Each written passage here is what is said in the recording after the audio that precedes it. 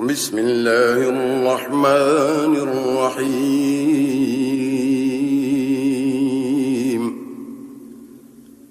تبارك الذي بيده الملك وهو على كل شيء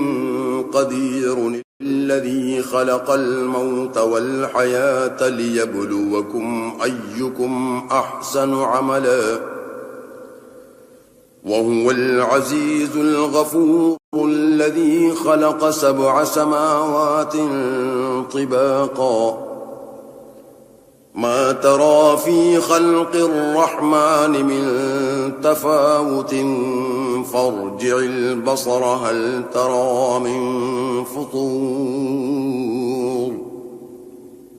ثم ارجع البصر كرتين ينقلب إليك البصر خاسئا